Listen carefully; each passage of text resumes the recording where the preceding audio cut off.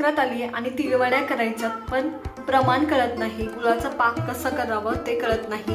तर त्याच्यासाठी हा व्हिडिओ तुमच्यासाठी खास. नमस्कार, आज आपण बनवणार आहोत चविष्ट, पारंपरिक आणि संक्रांतीसाठी खास अशी तिळवडी.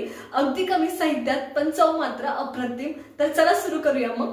तिळवडी करणार आहोत संक्रांती स्पेशलसाठी. तर तिळवडी करण्यासाठी इथं माझ्याकडे साहित्य तीळ आहे, हे वजनी प्रमाणाचं पावशेर आहे. गूळ आहे, याचं वजनी प्रमाण पावशेर आहे. त्याच्यानंतर इथं पाववाटी माझ्याकडे शेंगदाणा आहे. म्हणजे तुमचं पावशेर तीळ असेल तर 50 ग्रॅम किंवा 70 ग्रॅम शेंगदाणे तुम्हाला घ्यायचेत. आणि तूप 2 चमचे ह्याच्या व्यतिरिक्त लागणार आहे. याच्याशिवाय तुम्हाला जर आवडत असेल तर वेलची पूड ॲड केली तर चालते, नाही केली तर नाही चालत. एवढ्या साध्या सोप्या गोष्टी आपल्याला लागणार आहे. चला तर मग सुरू करूया. तर आता तिळवडी करण्यासाठी तर मी कढई घेतली. तीळ आपल्याला भाजून घ्यायचेत आणि शेंगदाणे पण भाजून घ्यायचेत. तर मी सगळं संपूर्ण तीळ याच्यात मी ऍड करते. तीळ भाजताना एक गोष्ट लक्षात ठेवायची, कढई तुमची गरम असली पाहिजे, पण तीळ भाजताना पूर्ण गॅस, शक्य तेवढा गॅस बारीक असला पाहिजे. नाहीतर मग तीळ नाही का अर्धे भाजतात अर्धे कच्चे राहतात असं होतात. त्याच्यामुळे बारीक गॅसवर जोपर्यंत त्यातनं चटचट आवाज येत नाही तोपर्यंत व्यवस्थित भाजून घ्यायचे. एक 5 मिनिट लागतात, खूप जास्त वेळ नाही लागत.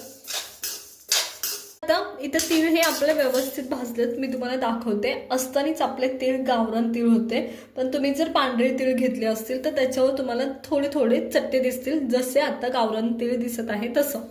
थोडे थोडे किंचितसे, खूप जास्त पण नाही. तरी इथं माझे तीळ व्यवस्थित भाजून झालेत आणि व्यवस्थित आवाज पण यायला सुरुवात झाली. त्या टायमाला मी गॅस बारीक केलाय, म्हणजे आधीच बारीक होता. तर आता गॅस मी बंद करणार आहे. तीळ साईडला काढून घेणार आहे मी सगळे. आता तीळ व्यवस्थित भाजून झालेत आणि आता आपण शेंगदाणे भाजून घेतो. तर मी इथं पाववाटी शेंगदाणे घेतलेत आणि तिळाचं वाटीने प्रमाण म्हणाल तर तिळाचं वाटीने प्रमाण हे 1 वाटी होतं, हे लक्षात घ्या.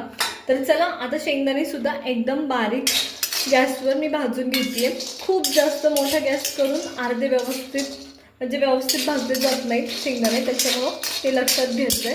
आणि इथं शेंगदाणे आता कढई ऑलरेडी जास्त गरम असल्यामुळं लगेच भाजले जातील. तर आता इथं शेंगदाणे पहा या पद्धतीने भाजून झालेत. आता हे शेंगदाण्याचं हवं तर तुम्ही साल काढून घेऊ शकता किंवा नाही काढून घेतला तरी चालेल, मी नाही काढणार आहे. तर तुम्हाला हवं असेल तर बारीक गॅसवर जेव्हा तुम्ही शेंगदाणे भाजता तेव्हा व्यवस्थित साल पटकन निघतात. आणि या पद्धतीने हे शेंगदाणे भाजून झालेत. मी ह्याला चट्टे पडू दिले नाही, पण शेंगदाणे मात्र व्यवस्थित भाजले. तर चला साईडला काढून घेते. तर आता माझ्याकडे इथे हे तीळ आहेत. हे तीळ आपण सगळे वाटणार नाही आहोत, आपण तीळ वाटून घेणार आहोत पण सगळे नाही. त्यातलं मी अर्धे वाटी तीळ काढून ठेवणार आहे. हे आपल्याला वरतून गार्निशिंगसाठी लागणार आहेत. आणि जेव्हा आपण तीळ वडी करतो ना, तर ते शेंगदाण्याच्या कुटाच्या म्हणजे किंवा शेंगदाणे वडी खाल्लीसारखी नाही लागली पाहिजे, त्याच्यासाठी तीळ टाकायचे. ते भाजलेले तीळ असतात, त्याचा फ्लेवर अप्रतिम लागतो. त्याच्यामुळं अर्धे वाटी मी तीळ परतसाठी काढून ठेवले. तर चला आता तीळ वाटायचे कसे मी तुम्हाला सांगते. इथे मी मिक्सरच्या भांड्यात हे तीळ काढून घेते. आणि तीळ ना खूप जास्त नाही घालायचे, थोडेसेच घालायचे. आणि तीळ जेव्हा तुम्ही वाटताय ना ते पल्कमध्ये वाटायचे असतात. म्हणजे तुम्ही नॉर्मली जसं शेंगदाण्याचं कूट आपण करून घेतो तसं नाही करायचं, टेक्स्चर राहिलं पाहिजे. असं वाटलं पाहिजे की ते पाट्या वरवंट्यावर वाटलेले तीळ जे टेक्स्चर असतं किंवा पाट्या वरवंट्यावर जसे ते वाटले जातात तसे वाटायचे. तर चला वाटून घेऊया. तर ना इथे माझं तीळ हे वाटून झालंय. आता तुम्हाला दिसत असेल तर याचं तीळ दिसतंय कुठे कुठे, तर या पद्धतीने वाटलं पाहिजे. आणि मी तुम्हाला हातात घेऊन दाखवते. हे पहा अर्ध तीळ ब्रेक केलंय, पण खूप बारीक नाही केलं, शेंगदाण्याच्या कुटासारखं तीळ दिसतंय याच्यात. अगदी तुकडे तुकडे झाल्यासारखं दिसलं पाहिजे या पद्धतीने, खूप बारीक पण नाही करायचं. चला तर मग सगळं तीळ मी असंच वाटून घेते. आता नाही का तीळ जेव्हा वाटून झाले त्या टायमाला आपण शेंगदाणे वाटून घेणार आहे. शेंगदाणे नॉर्मली जसं तुम्ही डेली शेंगदाण्याचं कूट भाजीसाठी वापरता तसं हे वाटून घ्यायचं. किंवा याच्याऐवजी आता आपण शेंगदाणे जसे तर भाजून वाटण करून घेतोय, त्याच्याऐवजी तुम्ही अर्धा वाटी पाववाटी शेंगदाणे घेतलेत तर अर्धा वाटी शेंगदाण्याचं डायरेक्ट कूट वापरलं तरी चालेल. तर आता इथं मी हे शेंगदाण्याचं कूट पण वाटून घेतले. आणि शेंगदाणे व्यवस्थित, तुम्हाला मगाशी मी दाखवलं की त्याला चट्टे नव्हते पडले, पण शेंगदाणे व्यवस्थित भाजले गेलेत का नाही हे कसं ओळखायचं. तर मी जेव्हा शेंगदाणे कुटलेत ना, तर हे पहा याचं गोळा तयार झालाय. तर याचा अर्थ शेंगदाणे व्यवस्थित भाजले गेले होते, तेल निघल्यासारखं झालंय.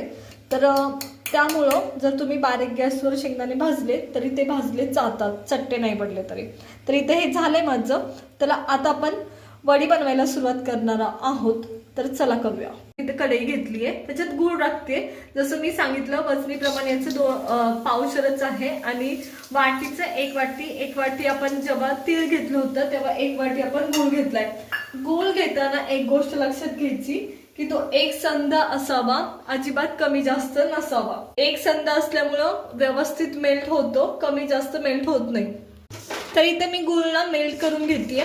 आता गूळ जर तुम्ही एकसंध व्यवस्थित कापला असेल, खिचून घेतला असेल तर एकसंध व्यवस्थित मेल्ट होतो आणि तसाच झाला पाहिजे. मोजून 2 मिनिटं तुम्हाला गूळ हा मेल्ट करून घ्यायचा आहे. व्यवस्थित मेल्ट होतो जसा आपल्याला ह्याला वडीला पाहिजे तसा. तर हे मी मेल्ट करून घेते गूळ. आता इथं गूळ जेव्हा थोडासा मेल्ट होत आलाय आणि एकाचा खडा तुम्हाला दिसतोय त्या टायमाने याच्यात ना मी 2 चमचे तूप ऍड करते. आणि गॅस पूर्ण बारीक ठेवायचा, पुढे गेला पाहिजे नाही. गूळ एवढं लक्षात घ्या मेल्ट होताना. तर इथं मी हे 2 चमचे तूप ऍड केले, व्यवस्थित हलवून घ्यायचं. आता व्यवस्थित ना तुमच्या गुळाला ना उकळी आली पाहिजे. आता उकळी यायला फक्त मिनिटभर लागतो, जास्त लागत नाही, हे लक्षात घ्या. तर इथं हे मी गूळ व्यवस्थित मिक्स करून घेते. आता बघा उकळी यायला सुरुवात झाली आहे. तर इथं पहा उकळी यायला सुरुवात झाली आहे तुमच्या गुळाला. त्या टायमाला नाही का इथं आपण तीळ आणि शेंगदाण्याचं कूट जे वाटून ठेवलं होतं ते ऍड करतोय. थोडं थोडं ऍड करायचं या पद्धतीने. खूप जास्त जेव्हा तुमचं शेंगदाण्याचं कूट किंवा तिळाचं कूट असेल तेव्हा ताटामध्ये ऍड करायचं. आता हे माझं प्रमाण थोडं आहे त्याच्यामुळे मी कढईमध्ये ऍड करून घेते.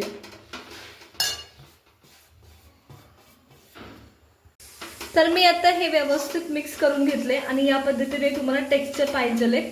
जर इन केस तुम्हाला गूळ पावशर टाकलंय आणि तुमचं तरी सुद्धा असं ओलं टेक्स्चर होत नसेल तर त्याच्यात 2 चमचे पाणी ऍड करायचं. त्याने हे तुमचं ओलं टेक्स्चर होतं. साईडला आता आपण काढून घेणार आहोत जेव्हा गरम आहे तेव्हाच. चला तर मग काढून घेऊया. मी तूप लावलेलं ताट घेतले व्यवस्थित आणि त्याच्यात ना आपलं मिक्सचर आपण ऍड करणार आहे.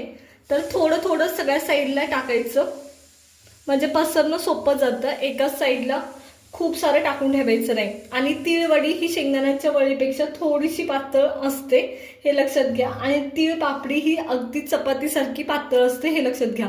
तर आता आपण तीळ वडी करतोय त्याच्यामुळं मीडियम थिकनेस असणार आहे तिचा, खूप जास्त थिकनेस नसणार आहे. तर चला मी हे सगळं मिक्सचर साईडला काढून घेतले. आता नाही का हे मिश्रण पसरून घ्यायचंय. त्याच्यासाठी मी हाताला थोडंसं तूप लावलंय जेणेकरून तुमचं मिश्रण तुम्हाला भाजणार नाही. आणि हे मी पसरून घेते. हे खूप पटकन करायची प्रोसेस आहे. जर तुम्ही इथे वेळ लावला तर मिश्रण गार होतं आणि तुमची वडी व्यवस्थित सेट होत नाही त्याच्यामुळं. आता इथं ना आपण वरती जे तीळ ठेवलं होतं ते मी अजून ऍड केलं नाही, तरी सुद्धा तुम्हाला इथं तीळ दिसत असेल कारण आपण वाटतानाच एकदम व्यवस्थित वाटलं होतं. आता खूप जास्त भाजत असेल तर इथं माझ्याकडं ही वाटी आहे, त्या वाटीने असं प्रेस करायचं. त्यांनी व्यवस्थित सगळीकडे पसरलं जातं एकसंध. रिकामी वाटी आहे, रिकामी वाटी घ्यायची. याच्यात माझ्याकडं हाताखाली होती त्याच्यामुळे मी ही घेतली. शक्यतो रिकामी वाटी घ्या.